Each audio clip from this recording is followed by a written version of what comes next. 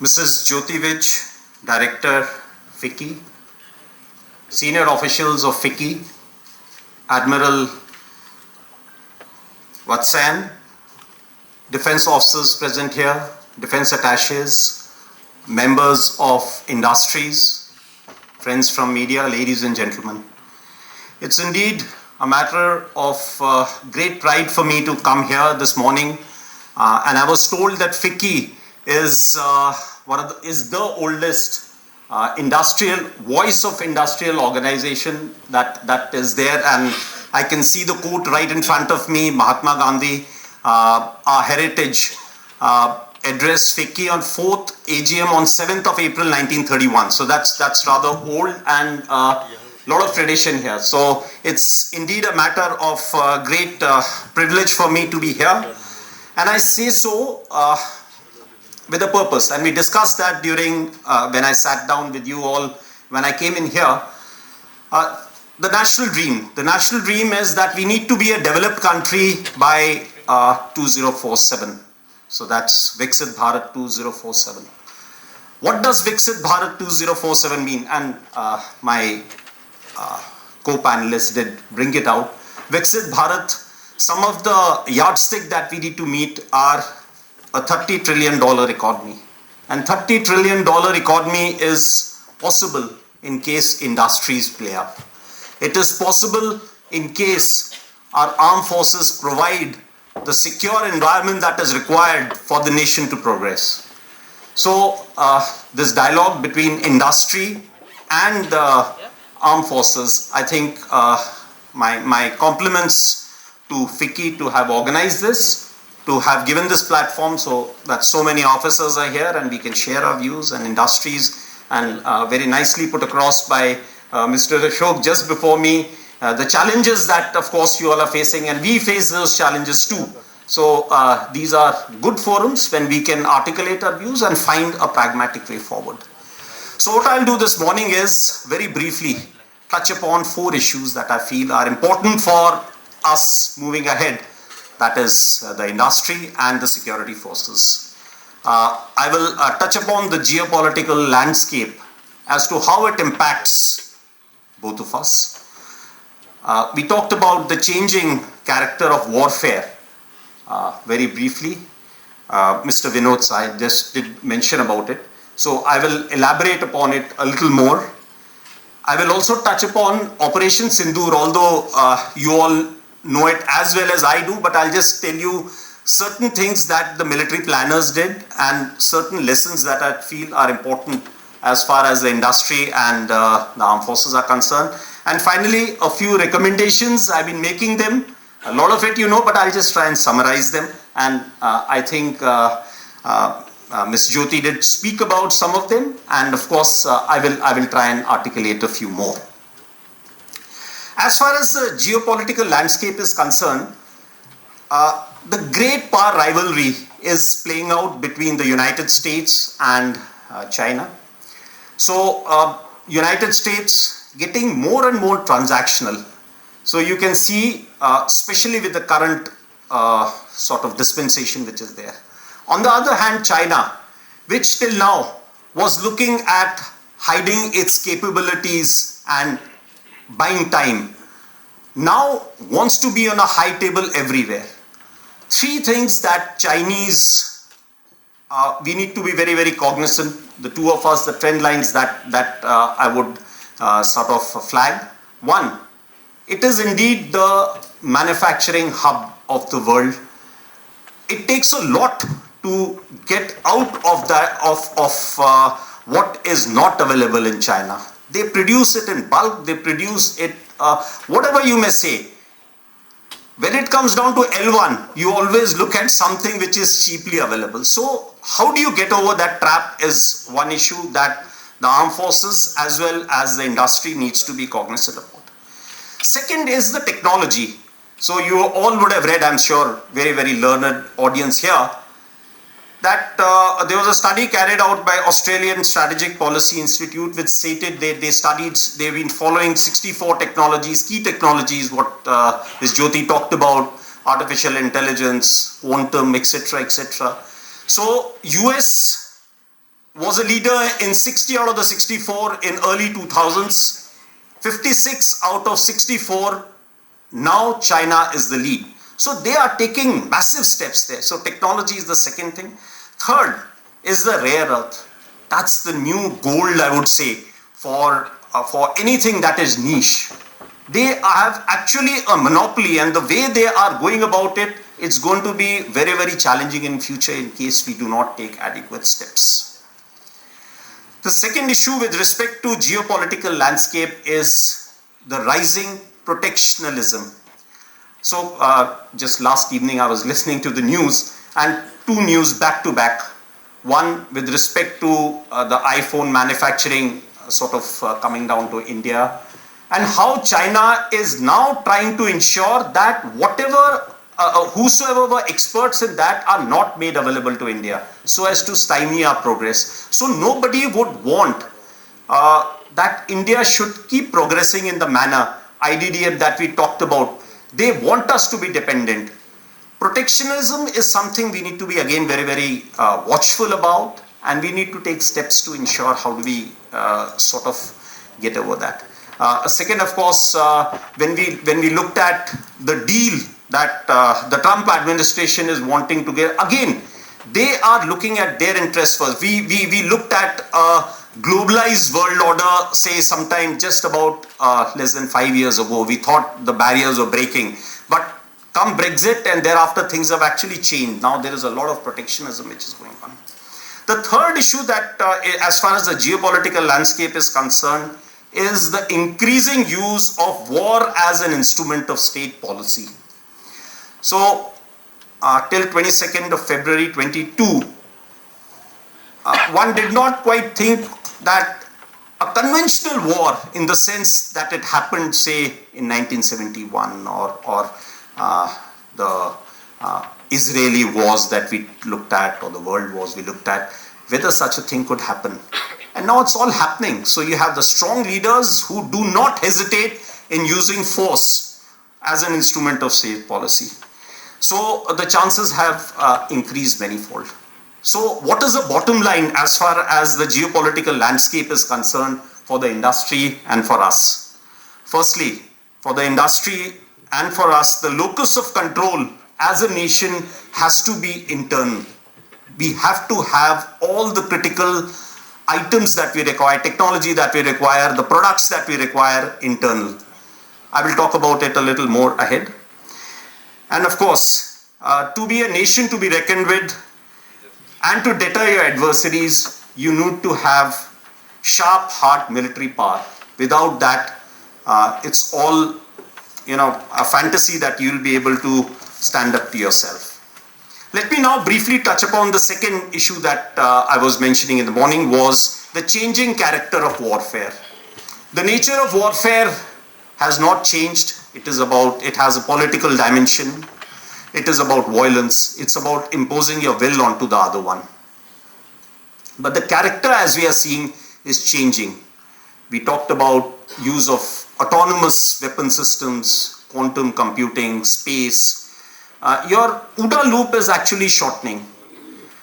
Things that we could actually, were in the realm of fantasy a few years ago, we thought it was only like a video game which would be there, is actually playing out. Things like spider web, the way the operation was prosecuted, the amount of technology that was used, the amount of civil industry minds that were used, and whole of nation approach. So those things were sort of unheard of a few, I would say, years ago, and it is all happening now. There is an added importance to kinetic non-contact and long-range precision. There is added sort of importance that is playing out in the battlefield, non-contact, non-kinetic, that is your cyber operations, information warfare, lots, and that they are equally important going ahead. And this is, if I was to say, it's the 5th generation sort of warfare which is there. So the question arises, are the future wars going to be 5th generation type of wars that will be fought? That is, a computer nerd maybe perhaps sitting in one part of the country and controlling the entire thing. Will it happen that way? The answer, in my understanding, is a big no, at least in the Indian context. We have hostile borders. So as far as Indian armed forces are concerned, we have to be prepared to fight all the 5 generations. The first generation being something like a trench warfare, the way World War types. So that's actually happening on our, I would say, on the LC. The second generation warfare about artillery duels, that is indeed happening. The third generation warfare, maneuveristic, it's happening in the high seas, it's happening, it may not be, war may not be there, but maneuvering is of course going on there. It's happening against China. The fourth generation warfare, wherein there is a use of non-state actors, that is also happening. So India has to be prepared for all the 5 generations of warfare. The Indian armed forces have to be ready now, and they have to be future ready for the type of warfare that I just talked about a little earlier, wherein a lot of technology is used, lot of innovations are used. So we have to be prepared for both the types of warfare. Let me now touch upon my understanding of Operation Sindhur, and I'll be very brief because it's all known to you all. And I'll come out with a few lessons that are important as far as Operation Sindhur is concerned. So, of course, Operation Sindhur, the defining thing was that leadership, the strategic messaging by leadership was unambiguous. You cross our red lines and there would be action, there would be punitive action if required. There is no scope of absorbing the pain the way we did a few years ago. So that is one important message that stands out loud and clear. Second, as far as Operation Sindhur was concerned, the planning and selection of targets was based on a lot of data that was collected, using technology and I would say human intelligence. So a total of 21 targets were actually sort of identified, out of which 9 targets we thought would be prudent to engage. When we looked at those 9 targets, and it was not that the 9 targets that we decided upon was a decision which did not change. Till the last day, the targets, there was eye on the targets that were there, and we kept monitoring the locations. It was only on the final day or the final hour that the decision was taken that these 9 targets would be engaged. A considered decision was taken. It will be a tri-services approach to send the right message that we indeed are an integrated force. So, Army, Navy, Air Force all played their part as far as targeting was concerned. We saw various, or we are seeing various conflicts playing out. So an important consideration was that we should always be on top of the escalation ladder. When we reach our political military objective, we should try and put a stop to it. So a lot of naysayers say, why did we stop now? So war is easy to initiate, but it's very difficult to control. So I would say that was a very masterly stroke that was played to stop the war at an appropriate time. And this time, when the target engagement started, how we controlled the escalation, it was only the terrorist targets that were engaged in the first phase and information warfare. A message was said that we have only engaged your militant targets, the terrorist targets, we would like to put an end to it. However, Pakistani side decided that no, they wanted to, sort of come equal. They engaged our military targets. So in step 2 of the escalation, a very strong message was sent by engaging their military targets in a manner that on 10th of May, there was a message from the military operations, Pakistan, that they would want a ceasefire. Of course, we completed our mission and thereafter we agreed to a ceasefire.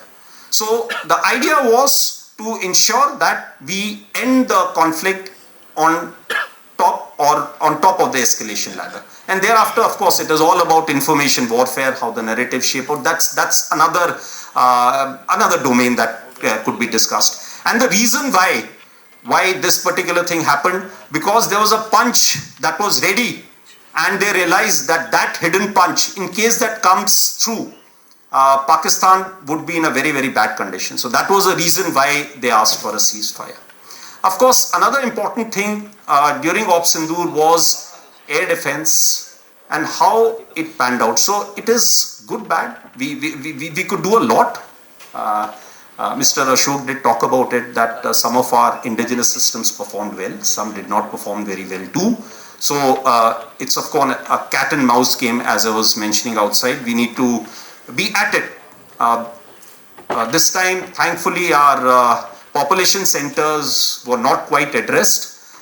In the next round, we have to be prepared for that, and for that, more and more air defense, more and more counter rocket, artillery, drone sort of a system has to be prepared, for which we have to move very, very fast. So few lessons that I thought I must flag as far as Operation Sindhur is concerned. Firstly, one border, two adversaries. So we saw Pakistan one side, but adversaries were two, and if I would say actually four or three actually. So Pakistan was the front face. We had China providing all possible support, and it's no surprise, because if you were to look at statistics, in the last 5 years, 81% of the military hardware that Pakistan is getting is all Chinese, 81% of that. So it's no surprise. And China, of course, the good old dictum, killed by a borrowed knife, 36 stratagems that China talks about, killed by a borrowed knife. So he would rather use the neighbor to cause pain than getting involved in the mud-slinging match on the northern border. So that is what he's seen. And another thing that China perhaps has seen is that he's able to test his weapons against, say, various other weapon systems that are there. It's like a live lab which is available to. So it's a good, that is what is something we have to be very, very cognizant about. Again, Turkey also played a very important role in providing the type of support that was there. Bayraktar, of course, he's been giving from before. We saw numerous other drones also coming in, landing in the face of war, during the war, along with trained sort of individuals who were there. The next important lesson is the importance of C4ISR and civil military fusion. There is a lot to be done as far as this domain is concerned. When the DGMO level talks were going on, Pakistan actually was mentioning that we know that your such and such important sort of vector is primed and it is ready for action. I would request you to perhaps, pull it back. So he was getting live inputs as far as from China. So that is one place we really need to move fast and take appropriate action. I talked about electronic warfare, and need for robust air defense system is something, again, our population centers also need to be protected. Of course, as far as the other, we do not have the luxury, like, we would have been seeing the way Israel, they have the Iron Dome and a number of other air defense features that they have. We do not have a luxury because our country is vast. So, and such things cost a lot of money. So we need to again look at innovative solutions. Another lesson, I think, from Operation Sindhur was need for a secure supply chain. So we found, Mr. Ashok again talked about that the pain because an equipment was not inducted on time. He was looking at it from the industry point of view, but I was looking at it from a military perspective, that an equipment which was supposed to get in by, say, January or last October, November, was not available to us. And in the face, and when on 22nd of the previous month, that is April, when all this happened, and when I actually addressed, I don't know, some of you may be there, when I addressed the drone manufacturers, that How many of you can, provide the equipment that you're supposed to in the stipulated time? A lot of hands went up, but when again I called them after 1 week, nothing came by. The reason is because our supply chains, we are still dependent on a lot of things from outside. Had all those equipment been made available, the story may have been a little different, right? So it is both sides. We need to look at that. Another important lesson is indigenization of critical technologies. We need to really indigenize. We've been giving a list that what are the critical technologies that need to indigenize. I'll just talk about it a little later, very briefly.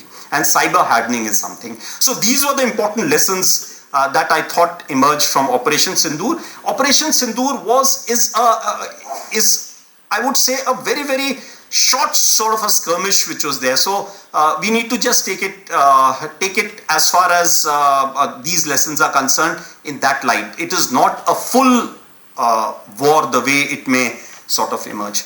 So a few recommendations that I have, and I'll wind up with that for the industry. We have to invest in research and development. We've been talking about it. Our private industries, and I sort of can be corrected, spend less than 1% on most of it is being spent by the government. So it is 60% I think the government spends, and 40% is what the private industry spends. That is according to some statistics. So I take it as far as that is concerned. But the bottom line is we need to invest in R&D. R&D by nature, you will have failures and you will have successes. So we need to invest in R&D, invest in component level R&D. There are so many components that we still bank upon getting from outside. So seeker technology, engines, we are really grappling with problems as far as this is concerned. Ramjet, etc. The list is long. Again, laser, high power microwave. We need to really invest in R&D and take it forward. Atmanirbharta is not, an option. We have to be absolute. Locus of control has to be inside. We have to have all the critical technologies which should be available to us. Nobody should hold us hostage as far as critical technology and critical supply is concerned. The third issue is profit is important, very, very important, but please do not compromise on the quality and timely delivery. I did talk about the pain that we all felt because the deliveries were not on time. Must stick to timelines. I would also talk about 4 C's. Cooperate, collaborate, compete, but please do not complain. So what we find very frequently that if something is not coming our way, we would say that there is a Chinese component in product X and everything gets stalled. Mr. Ashok talked about some file lying in somebody's table for whatever time, he said 16 weeks or whatever. Perhaps the reasons are so many. We are a democracy, and if such complaints come that perhaps the things are not sort of absolutely clean, there is no way but to sort of investigate. So these are challenges that we all have to work through as a team, and that's why I said when I started off, it is we who have to be ready to fight the war. It is not the soldiers only who can win a war. It is soldier and the industry going together. The next recommendation is that has the time come? It's a question that I'm asking. Has the time come to sort of have a concept of national champions? Now, I would not go that far to have a national champion, but at least to restrict some of you looking at developing capabilities and gaining expertise in a field rather than everybody going for everything. So now drone is the new thing in town. So everybody wants to get into drone. Is that a good way? Everybody wants to get into anything which is there. So what will happen? Today there is a lot of requirement of drones. So everybody is going to get into that. Perhaps 2, 3, 4 years down the line, again, what was mentioned that there is a glut in the market. Now what do the industries do? How do you keep it running? So it may be a good idea to develop a niche, less people, cooperate, and thereafter take it forward. Testing is another thing that that's another recommendation that I have, that we do not have good testing facilities as far as our Indian ecosystem is concerned. So I would request that together the services and the military needs to take it forward. Now EW is something we are looking at. So do we have a EW range where actually the drone manufacturers can go and test it out? So what we have done, we've thrown it open to the industry that okay, we will provide you assistance, and I'm going to come out with some sort of a policy framework which would be available to the industry, that such and such, after a couple of months we will have 3 or 4 days when some sort of EW environment will be available to you all. So testing is something that we need to look at. We need to have standards so that the procurement cycles can shrink. We talked about procurement cycles, how they can shrink. A lot of time is taken in testing, validating. In case I get an equipment which is ready to be inducted, why should I bother to test? Why should I bother and waste time to going to high altitude or going through various EMI tests, various tests that are required? So if you can give me a product which is well tested, which we can utilize immediately, why go through all the pains of quality control, which I am sure will get addressed during the next part. My final recommendation, of course, is about drones, which I talked about. There is a lot of scope, civil military fusion, and we've been following the campaigns that are going on, that how in the face of the enemy there is modification which is going on. So drone provides us this sort of because it is a dual use technology, it's being used in a lot of walks of life. So this is something where we can actually develop an ecosystem. And unfortunately, again, I found when I talked about this, how do we get through the Chinese sort of trap?